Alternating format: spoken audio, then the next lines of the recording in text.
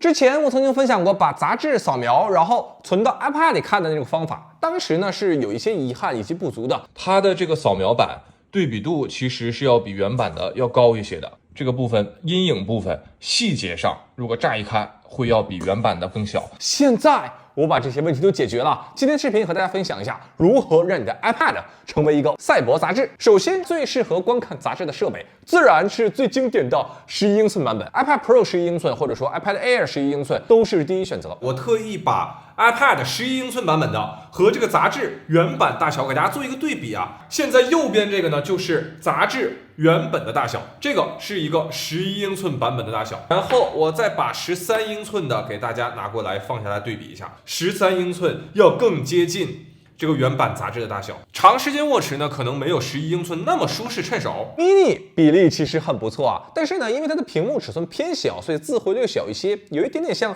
32开本那种漫画的阅读观感。如果你的扫描精度够高的话，正常杂志阅读起来也完全没有问题。第二个知识点就是我们用哪款软件来阅读呢？我自己推荐是 Comic Glass， 这是一个免费的软件，你只需要把杂志扫描成 JPG 格式，然后压缩成一个 ZIP 格式的文件包，拖拽到 iPad 里就可以进行阅读了。这个是我扫描的我的书，每一页都是 JPG 格式。我们给它放到同一个文件夹里之后呢，给它压缩，看到在这里压缩，然后我们把这个电脑和 iPad 进行相连，然后选择我们这台 iPad， 选择文件，大家看找到 Comic Glass 这个文件，然后我们给它打开之后，将这个压缩包拖拽到这个文件下方就可以了。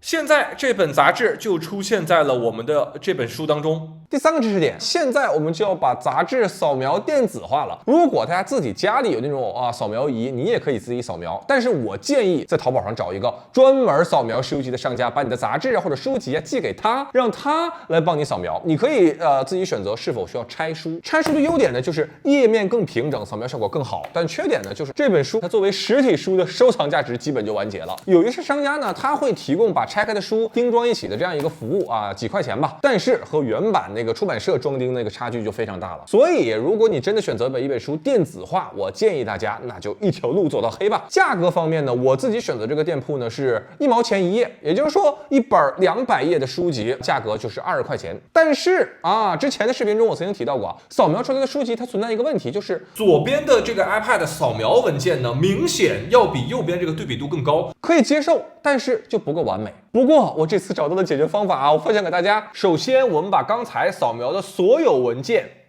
全选，然后给它们拖拽到这个相册应用当中，然后我们就找出这张图来。我们选择编辑，对比度太高了嘛，我们给它调低一点。看到了吗？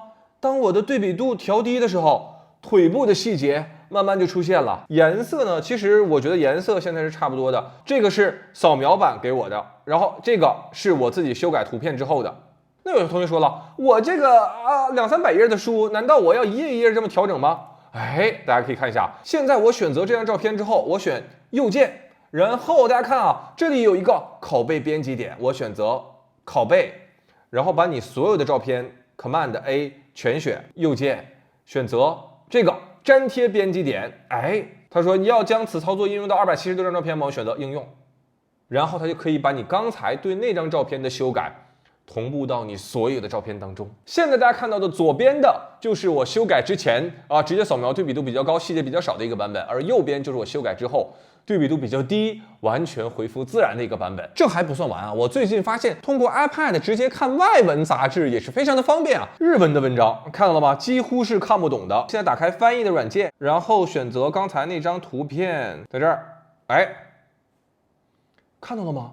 它会瞬间的把你的这个文章翻译成中文。它的翻译虽然说没有达到那种尽善尽美100%那种编辑人工校对的那种感觉，但是你是能看懂的。被翻译的文字呢，它会保留此前排版的这种文字大小，就好像是一本经过翻译出版的杂志一样。这个翻译方法目前还并不完美，对于专业领域的内容翻译的不够精准。我对比了苹果官方的翻译、有道和 DeepL 3款翻译软件，综合来看呢，依然是官方翻译的最好。接下来我给大家看一下我都扫描了哪些杂志童年经典恐龙系列，这个之前就跟大家介绍过了。这个杂志应该是奠定了我这么多年一直喜欢恐龙的一个基础然后比如说也是一个童年回忆啊，米老鼠。这个是我早期没有找那个淘宝扫描书，这是自己一页一页扫的，哎，这个工程量还是蛮大的。这个就是我自己订阅的实体版本啊，当初扫描的。而且现在的米老鼠它依然还有赠品，看到吗？这是去年冬至的时候，它有一张可变的冬至的卡片，有的是送这种贴纸，这个部分我觉得还是挺有意思的。这个是我人生应该是第一本看的足球杂志，当年特别经典的英阿大战。这个给贝克汉姆出示了一个红牌，然后你看那个时候的杂志写你喜欢贝克汉姆吗？那么恨他吧。所以大家可以看一下，我把这么多的书，这只是其中的一部分，通过扫描电子化，最终它变成了一个这么薄的一个 iPad， 我可以随时走到哪儿看到哪儿。我认为这就是使用 iPad 看杂志一个最大的优势啊，也是我特别推荐大家使用尝试的。以上就是过去我一段时间使用 iPad 看杂志的一些经验分享。在 iPad 上阅读排版精美的杂志，应该是我长久以来的一个愿望。但是很可惜，出版行业似乎没有赶上电子化的东风啊。我们现在只能通过自己来做一些功课，做一些努力了。iPad 相比于电脑，它最大的优势呢，就在于它多变的产品形态。它可以是一本书，也可以是一本杂志，它可以是一块画板，也可以是一个桌面显示器，它可以是一个游戏机，也可以是一个爱奇艺哈。希望大家都能够找到最适合自己的那个产品形态。好了，以上呢就是本期视频的全部内容。我是钟泽，我们下个视频再见。